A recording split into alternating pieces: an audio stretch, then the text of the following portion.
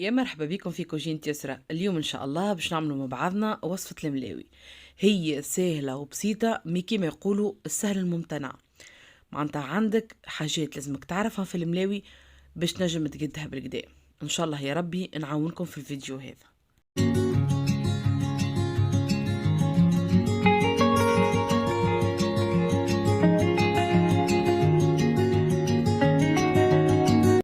بالنسبة للوصفة متاع الملاوي راهي ماهيش حاجة معناتها علم اليدني ولا حاجة، هي 3 مكونات: سميد الرطب، شوية ملح، والماء الدافي.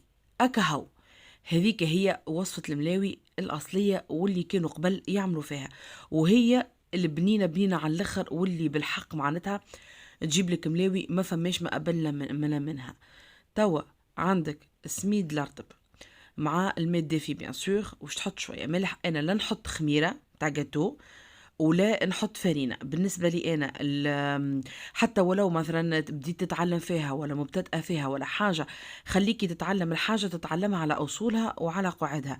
صحيح هو معناتها ولاو يعملوا في الفرينة في السميد على خاطر يعاونهم في العجنين ومعناتها ويخليك ما تتعبش برشا، مي وقت اللي انت تخدم معناتها الملاوي متاعك بالسميد وتعرف كيفاش تعجنها وتعرف كيفاش تقدها، صدقني ما تعمل كان هي.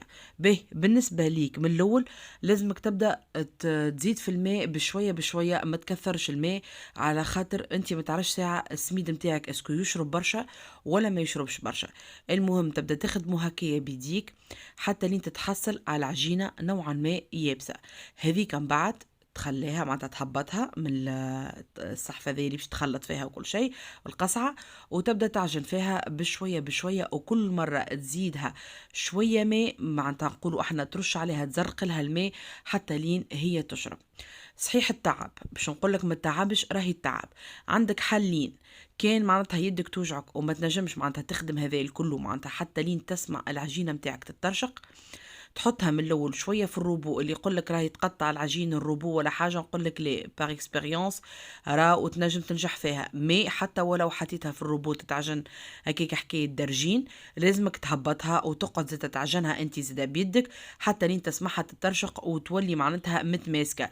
هي هكا ولا هكا انت باش تعجنها راهو، مي على الاقل تنقص عليك شويه. وثم الحل الثاني انك تعجن شويه ومن بعد تحط ترتاحها ومن بعد تعاود تعجن مرة أخرى، هذاك باش تنقص على روحك شوية. لهنا شفتوا كيفاش معناتها تحصلت مش فايدة راك تزيد ياسر الماء، راك تنجم تغلبك. أبدأ تبع بشوية بشوية ووسع بالك. لهنا تلمت لي العجينة اللي حاجتي بها، ومن بعد باش نهبطها وتنقلكم كمية الماء اللي استعملتها.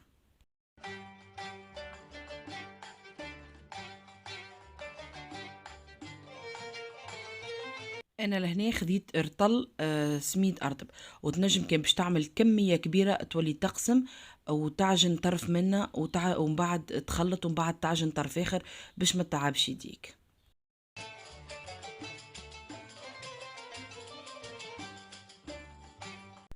في العجينه متاع الملاوي حاول انك معناتها تعجن بالبوم دو لامان بالكف متاع يدك، وما تحلهاش معناتها ياسر حتى لين تقطع لك معناتها العجينه.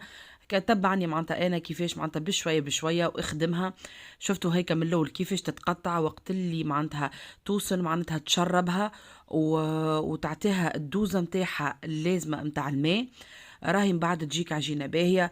اذا مثلا من بعد جاتك تتقطع ولا مثلا جاتك ما تتحلش بالكدا راهي ناقصه روبو، واذا جاتك يابسه راهي ناقصه ماء. حسيلو راهو هي فيها معناتها حكايات. شوفوا وقت اللي معناتها توصل انك تفهم مش معناتها عجينه الملاوي، صدقني تقولوا اللي هي فيها ما اسهلش لا منها.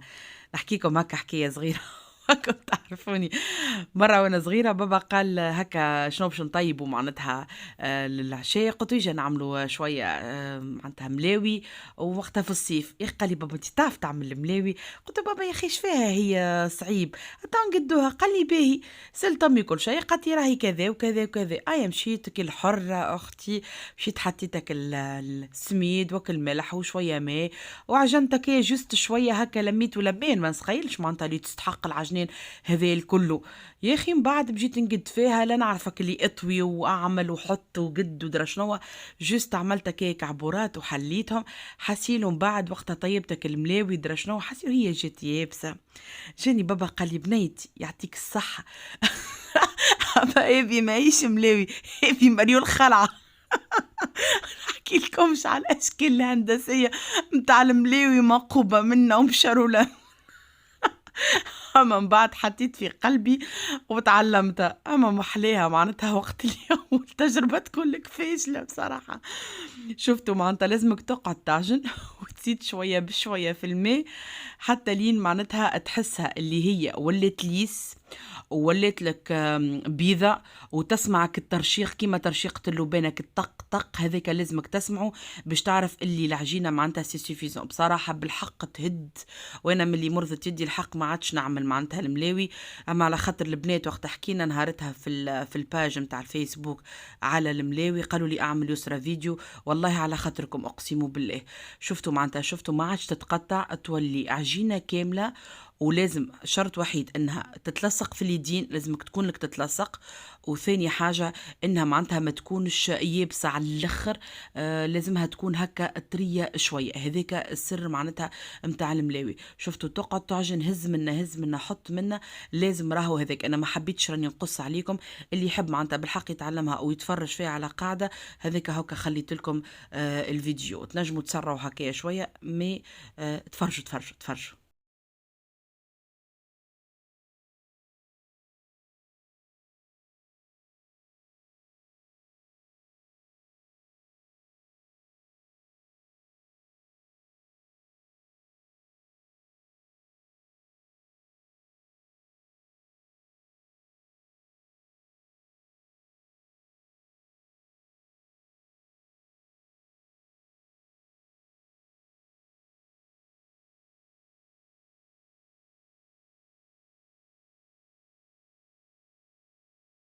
وثاني أهم حاجة بعد نجاح العجنين هو الراحة متاع البات، لازمها ترتاح. أنا مثلا هذيا خدمتها 8 متاع الصباح باش 6 متاع العشية نعمل الكعبات متاعي.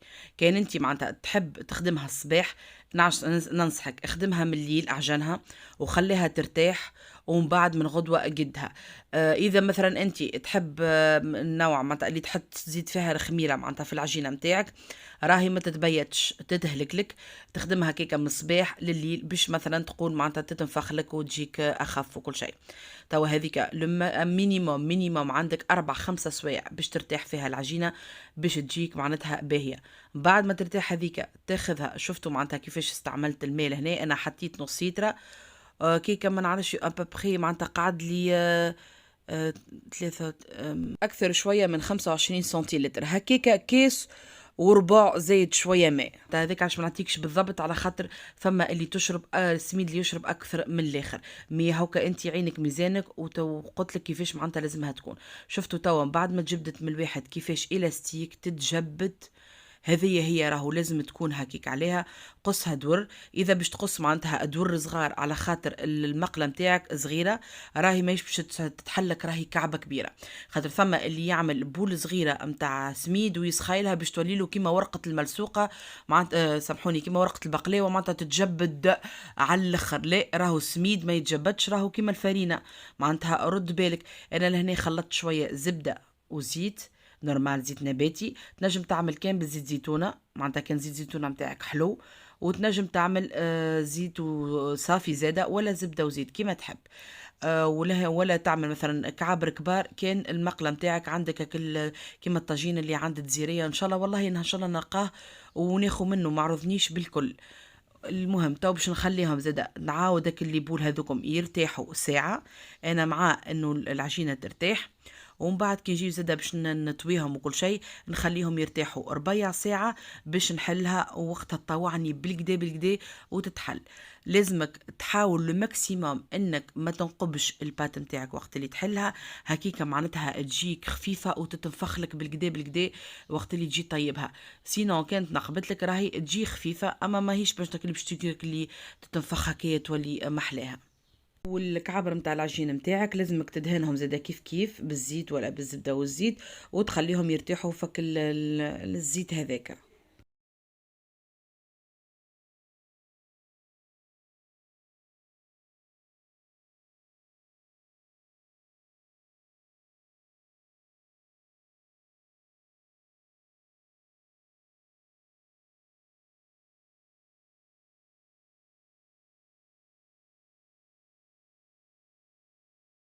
القامة اللي باش تحل عليها ولا الطاولة ولا حاجة بالزيت من اللوطة باش الكعبة تمشي معاك.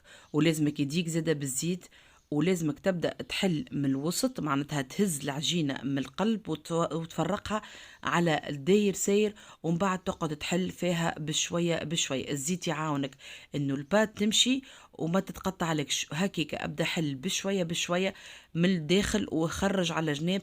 ولازمك الجناب متاعك تكون جويدة باش الكعبة ما تجيكش معناتها معجنة في الأحراف وقت اللي تيب وما يتيبوش، معناتها الكلها ما تيبش الكعبة كيف كيف. حاول انك كيما قلت لك معناتها ما تقطعهاش، وتبع بشوية بشوية وحل كيما هكايا باش تجيك سهلة.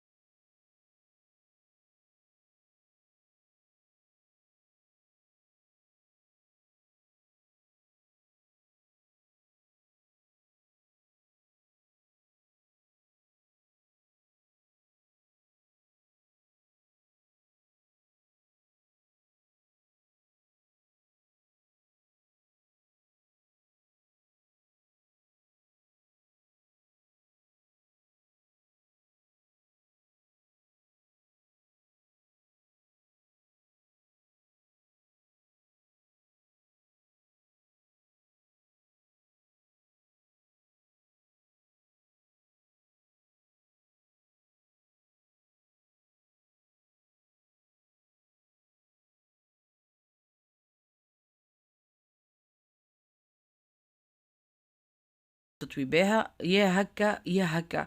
وكل ما تطوي حطك الزيت والزبدة هذاك باش يخلي لك من بعد الملاوي متاعك تجي مورقة وتجي باهية. معناتها ما تنساش تحط هكا وهكا. توا بعد ما كملت الكعبات الكل متاعي وخليتهم يزيدوا يرتاحوا، باش ناخد توا بالكعبة بالكعبة واقعد حلها، معناتها فطرها حتى نين تتحل. معناتها تتحل على الكبر اللي انت حاجتك بيه. وكيما قلت لك وسع، ما تخليش معناتها الاحراف عريضة باش معناتها كي تجيب تجيك باهية. هذاك علاش قلت لكم راهو اعز ملاوي هي متاع السميد، على خاطر وقت اللي معناتها تجيب تجيك خفيف.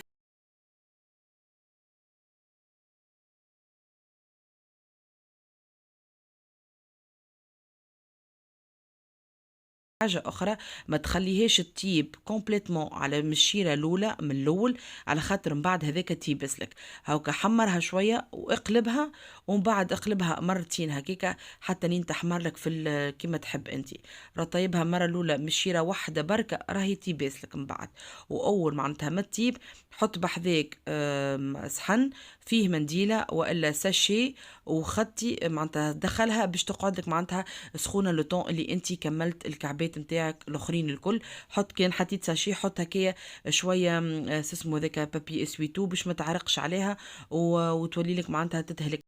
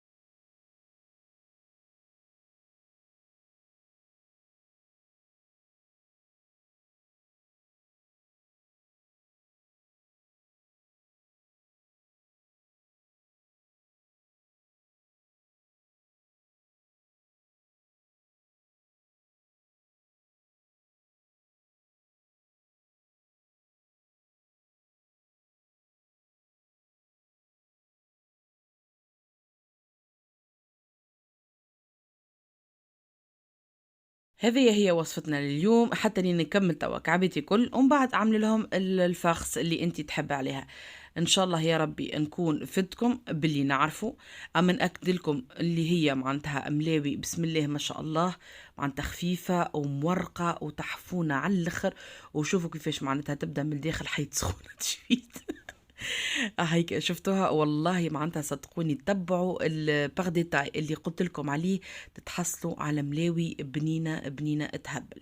كان جربتوها وكان عجبتكم ما تنساوش تكتبوا لي في التعليقات، وكانكم اول مره تدخلوا القناه نقول لكم مرحبا بكم، وما تنساوش انضمام الى عيله كوجين يسرى. وتوم عليك نقول لكم الى اللقاء ان شاء الله في وصفات قادمه مع كوجين يسرى، ودمتم في رعايه الله وبسلامه.